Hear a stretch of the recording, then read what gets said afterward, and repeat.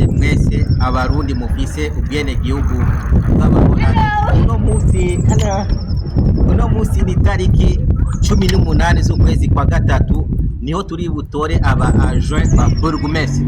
Rero mu gihe uri umuholande urafise uburenganzira, c'est ton droit aussi yo gutora abategetsi bashasha wifuza bazokorana na burgomestre. Burgomestre atogwa n'umwami, hanyuma abajwa biwe batogwa n'abanyagihugu. Rero uno munsi tariki 18 z'ukwezi kwa gatatu 2026 niho tugiye kuza gutora hano.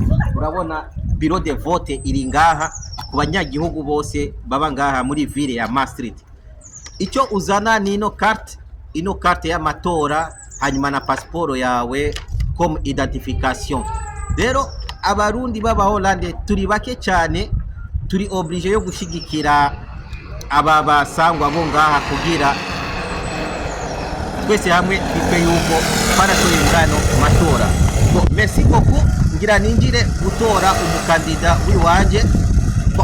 Nandi muri politique aussi yo muri Hollande mu bantu batanu sinatowe, niyo mpamvu nagize amahirwe naje yo kwitoza kugira nduge urundi kwego mu gihugu cyo muri Hollande. Ariko abarundi b'Abaholande turabasabye namwebwe kuza muraparticipa mu matora. Ahanditse ko amazina y'abakandida bose bagombye kwitora comme adjoint n'imigambwe yose iri ngaha. Merci beaucoup mwebwe mukurikiranye, bari kubabwira gusa yuko le 18 y'ukwezi kwa gatatu turi butore uno munsi aba adjoint ba burgomestre, donc abazofashanya ibikorwa na burgomestre yatowe muri ville ya Maastricht n'ahandi hose mu gihugu cyo muri Hollande. Merci beaucoup, mukurikirane ukuntu biri bugende.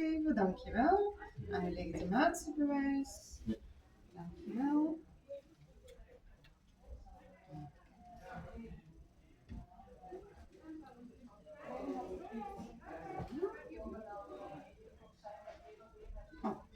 Dan kijken we even of het nummer klopt, hè? Ja.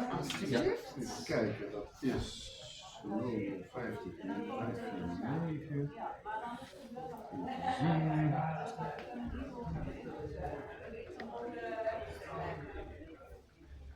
Ja, is in orde. Dankjewel.